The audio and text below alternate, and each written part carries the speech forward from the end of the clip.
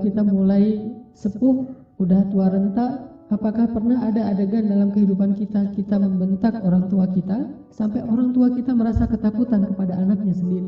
Orang tua kita nggak berani untuk mengatakan keinginannya, ingin dibuatkan atau ingin dimasak, ingin dibelikan satu masakan kesukaan dia. Saking takut dan saking kagetnya orang tua kita terhadap sikap kita yang pernah memarahi, membentak, bahkan kadang mencela orang tua kita. Coba ingat adegan itu yang pernah terjadi di suatu pagi di rumah kita kepada orang tua kita. Adegan yang pernah terjadi di suatu malam di hadapan orang tua kita.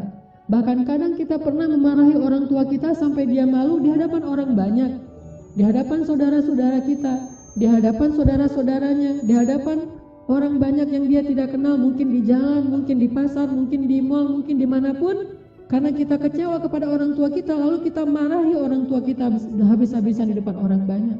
Sampai orang tua kita merasa sedih, kecewa, lalu merasa takut kepada anak yang dulu sering dia gendong, anak yang dulu dikecup keningnya. Tetapi ketika anak ini merasa sudah mampu, sudah punya segalanya dan orang tuanya dalam keadaan lemah, dengan sombong dia membentak orang tuanya, dengan sombong dia memarahi orang tuanya tanpa pernah peduli dan tidak pernah lagi ingat bagaimana dulu dia diperlakukan oleh ayah ibunya.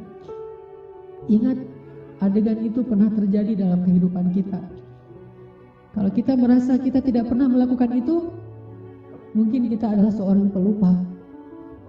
Saya kira orang seperti kita yang dulu pernah masa-masa kelam, pernah nggak stabil emosinya, pernah mengalami masa-masa sulit. Saya kira semua kita pernah ngalamin masa ketika kita benar-benar menyakiti perasaan ayah dan ibu kita. Kita buang semua jasa mereka, lalu kita mengatakan kalimat-kalimat yang seolah-olah kita adalah anak yang tidak pernah mendapatkan kebaikan dari orang tua kita. Ayah kita diam ketika dimarahi oleh kita, dan dia tidak pernah mengatakan, dulu kamu pernah seperti ini tapi saya sabar. Dulu saya habis-habisan berkorban untuk kamu, saya korbankan semuanya, saya siang malam mencari nafkah untuk kamu. Ayah kita tidak pernah mengatakan itu di hadapan kita. Dia tetap sabar menanggung semua ucapan-ucapan dan bentakan dari anaknya. Apalagi ibu kita. Apakah dia mengandung kita 9 bulan hanya untuk ketika kita lahir lalu membentaknya? Dia mengandung kita 9 bulan dalam kepayahan, gak bisa duduk, gak bisa tidur, gak bisa berdiri, jalan kemana-mana berat. Apakah hanya untuk melahirkan seorang anak yang congkak, sombong, yang kemudian membentak ibunya hanya karena kesalahan kecil yang dilakukan ibunya? Ingat, adegan itu pernah terjadi dalam kehidupan kita. Lalu coba baca perintah Allah. Sehingga pantas jika Allah Subhanahu wa Ta'ala sangat murka kepada anak sesoleh apapun dia, ahli tahajud sekalipun, tinggal di Masjidil Haram sekalipun, kalau dia durhaka kepada ayah ibunya, ini tidak ada nilainya di mata Allah Subhanahu wa Ta'ala. إما يبلغن عندك الكبر أحدهما أو كلاهما فلا تقل لهما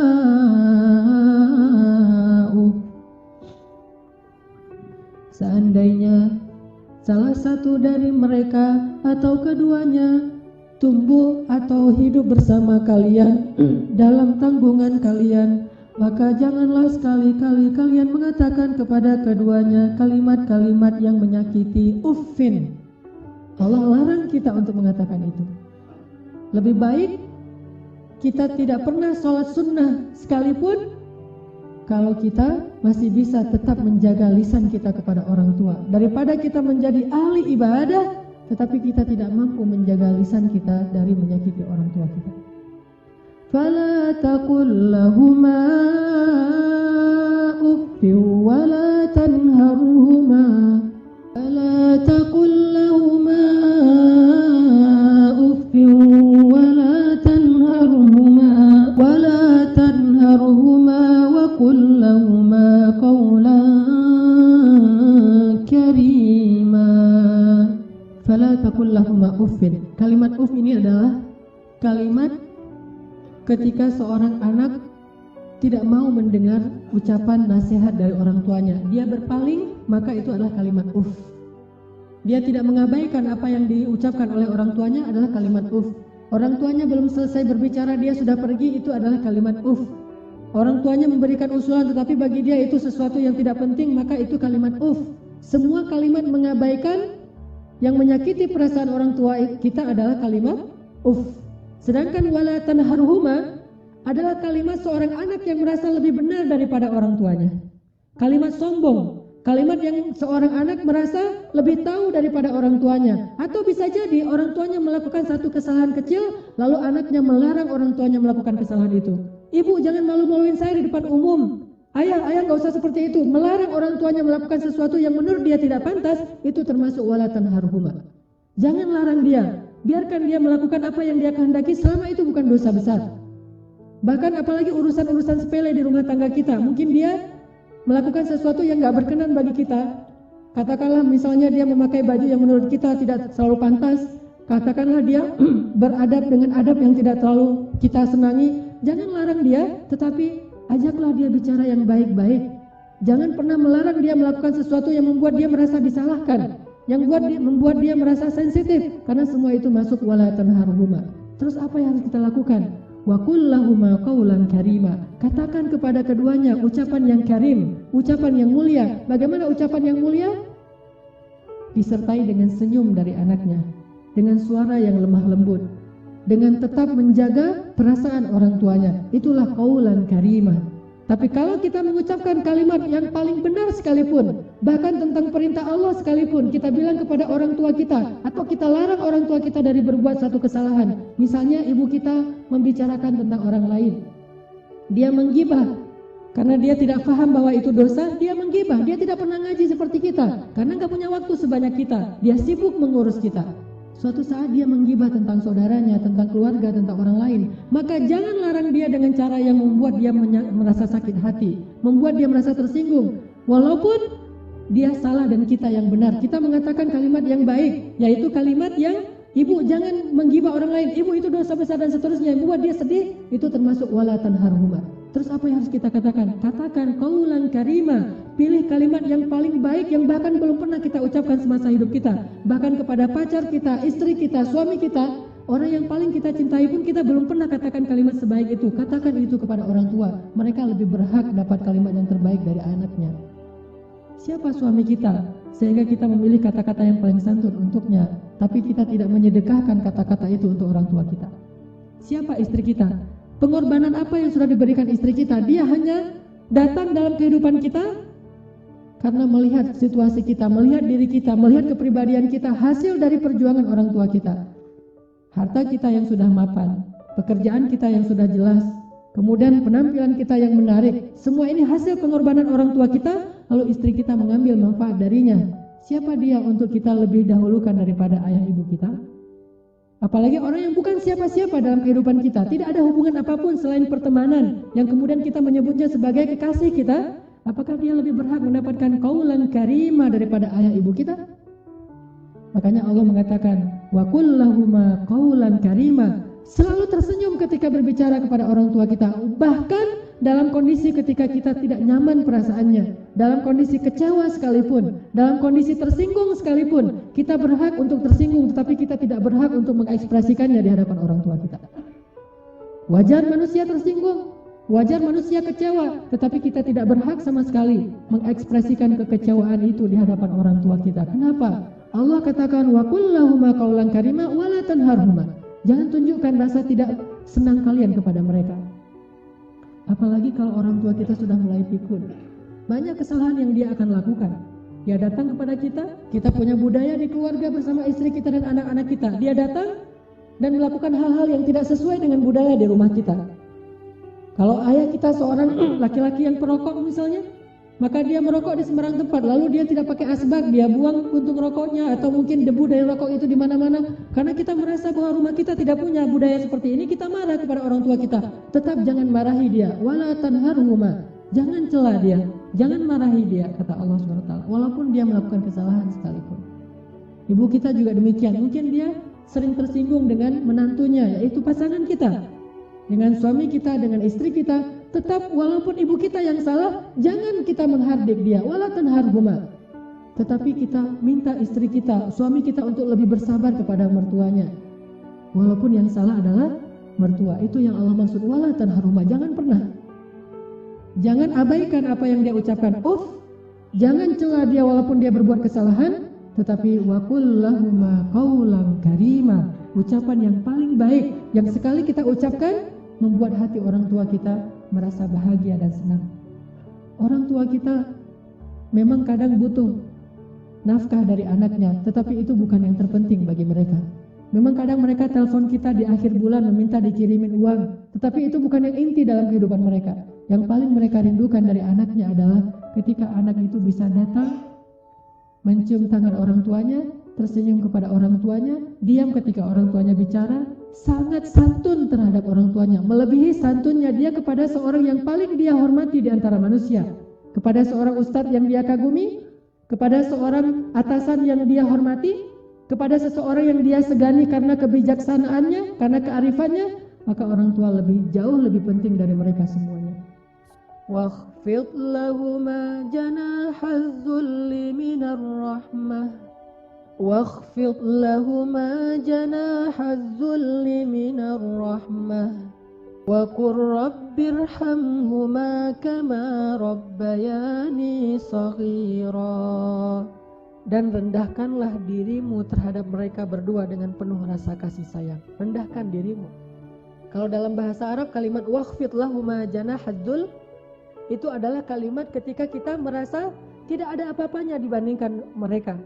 Tidak boleh seorang anak walaupun dia seorang profesor, walaupun dia seorang pengusaha sukses, walaupun pendidikannya tinggi, walaupun wawasannya luas, walaupun hartanya berlimpah, walaupun pergaulannya itu luas sekali, sehingga orang tuanya kita anggap sebagai orang tua yang kolot, orang tua yang tradisional, orang tua yang tidak banyak tahu, orang tua yang tidak gaul, yang tidak update informasi, orang yang tidak punya ilmu seperti kita, sama sekali kita tidak boleh merasa lebih dari mereka. Sama sekali tidak boleh. Kenapa? Ketika kita merasa lebih dari orang tua kita, menunjukkan kebodohan kita di hadapan Allah SWT. Allah tidak menyebut kita sebagai orang yang hikmah, sebagai orang yang arif, orang yang bijaksana, orang yang berilmu, orang yang alim, orang yang rasikhuna fil ilm. Tidak disebut sebagai orang yang musaqqaf, orang yang berwawasan. Tidak disebut sebagai orang yang cerdas, orang yang syatir. Tidak disebut itu di dalam Al-Quran kalau kita tidak bisa merendahkan diri kita di hadapan orang tua kita. Bukan rendah hati, bahkan rendah diri di hadapan orang tua kita. Orang yang cerdas itu bagi Allah adalah orang yang rendah diri di hadapan ibu bapaknya. Dia merasa bahwa dia tidak lebih tahu daripada orang tuanya. Walaupun dia tahu lebih daripada orang tuanya, tetapi dia tidak pernah merasa lebih tahu daripada orang tuanya. Sehingga ketika orang tuanya bicara, dia bisa menghargai semua yang diucapkan orang tuanya. Tidak mengatakan, itu nggak penting. Apa yang diucapkan orang tuanya menurut dia sesuatu yang tidak realistis. Zaman sudah berubah dan seterusnya dan seterusnya. Bahkan secara tidak sengaja, kadang kita mentertawakan ucapan orang tua kita. Kita mentertawakan kekolotan orang tua kita yang kadang-kadang tidak dia sengaja dia tunjukkan di hadapan kita dan anak-anak kita. Bahkan kadang kita mengajak pasangan kita, kita mengajak anak-anak kita untuk semuanya mentertawakan nenek mereka, mertua mereka, ayah atau ibu kita di hadapan orang banyak. Bakti seperti apa ini? Seorang anak kepada ayahnya dan kepada ibunya. Ketika kita sama-sama bersama keluarga kita, anak kita yang udah pintar megang gadget, istri kita yang di tangannya selalu ada HP, sementara kita juga sibuk dengan pekerjaan kita. Apa yang ada di tangan ibu kita? Foto anaknya, foto kita ketika kita masih kecil. Dia rindu masa-masa ketika dia bisa memeluk anaknya yang sudah lama tidak memeluknya. Tapi dalam situasi kayak gitu kita mentertawakan orang tua kita. Siapa kita? Apakah kita menjadi seperti sekarang ini tanpa pengorbanan dari mereka? Maka Allah mengatakan wakhfid lahuma janahaz dzulli minar rahmah.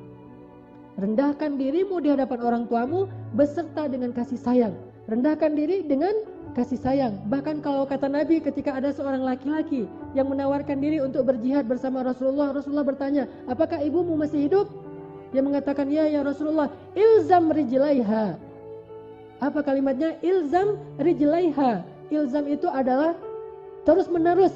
Rijlai artinya dua kaki, ha adalah perempuan. Maka terus meneruslah kamu seolah-olah berbakti kepada ibumu dengan kalimat terus meneruslah kamu mencium kaki orang tuamu atau ibumu. Disuruh cium kaki ibu kita oleh Rasulullah, ilzam rijlaiha, karena sesungguhnya di bawah kaki ibu kita, saking rendahnya surga di mata Allah dibandingkan seorang ibu, ternyata surga itu di bawah telapak kaki ibu. Ilzam rijlaiha kata Rasul, bukan berjihad. Bagi kamu, khusus bagi sahabat ini tidak berlaku bagi yang lain, tetapi ini pelajaran tetap sunnah Nabi. bukan jihad yang terpenting bagi dia, karena dia belum baik kepada ibunya. Bukan berdakwah kepada banyak manusia yang terpenting bagi dia amalannya, bukan tahajud, bukan ibadah, bukan ke masjid setiap 5 waktu dalam sehari. Tetapi amalan yang paling penting bagi laki-laki ini adalah ilzam rijlai ummika. Maka ilzamlah, tunduklah kamu, dan selalulah kamu berada di kaki ibumu, selalulah kamu berada di kaki ibumu. Gak pantas bahkan seorang anak dengan kesombongan dia duduk di atas, ibunya di bawah. Atau setidaknya dia berduduk sama rata dengan ibunya. Anak yang paling cerdas, yang paling arif, yang paling dicintai Allah itu justru dia selalu duduk di bawah kaki ibunya. Dia manja kepada ibunya, dia memijit-mijit kaki ibunya yang mungkin dulu di masa yang dia masih kecil lelah. Bukan lelah sekarang, apa sih ibu mah kerjaan dari pagi tidur aja. Mungkin sekarang dia tidak lelah karena dia sudah tidak banyak pekerjaan, tetapi dia pernah sangat-sangat lelah ketika membesarkan kita. Maka kalau dulu kita tidak pernah memijit kakinya, sekarang kita balas. Kita mijit-mijit kaki ibu kita. Kita tanya ibu-ibu mau dipijit di bagian mana, di pundak atau di kaki atau di lengan. Pasti dia akan mengatakan tidak usah. Kalaupun dia meminta, maka kita berbahagia karena ibu kita menunjukkan apa yang harus kita lakukan. Sampai seorang salafus salih, ketika ibunya meninggal, dia menangis. Orang bertanya, ya Syekh, kenapa Anda menangis? Bukankah ibu Anda ini meninggal dalam keadaan baik, dia orang yang solehah dan seterusnya, dan semuanya juga akan kembali kepada Allah, kenapa Anda menangis? Apa kata salafus salih ini? Saya menangis karena saya tahu bahwa mulai hari ini, pintu surga itu telah tertutup untuk saya. Sejak ibu saya meninggal, berarti pintu surga itu telah tertutup untuk saya. Maka berbahagialah teman-teman sekalian yang masih punya ayah dan ibu. Apalagi ketika ayah dan ibu itu sudah semakin dalam tanda kutip merepotkan kita, maka justru saat itulah Allah Subhanahu wa taala memberikan kita pintu surga yang sangat lapang untuk kita masuki. Bersabarlah dalam menghadapi berbagai macam perangai mereka. Walaupun mereka menyakiti perasaan kita, jangan tunjukkan itu di hadapan mereka. Wakhfid janahak, tundukkan diri kita. Kalau perlu cium kaki orang tua kita. Terus terakhir Allah katakan, wa qur rabbir hamhuma kama rabbayani shaghira. Ya Allah, sayangilah kedua orang tua saya sebagaimana mereka membesarkan saya sejak kecil. Sayangi mereka ya Allah. Itu kalimat yang paling besar yang bisa kita ucapkan untuk orang tua kita ketika mereka tidak bersama kita, baik mereka masih hidup atau sudah wafat sekali.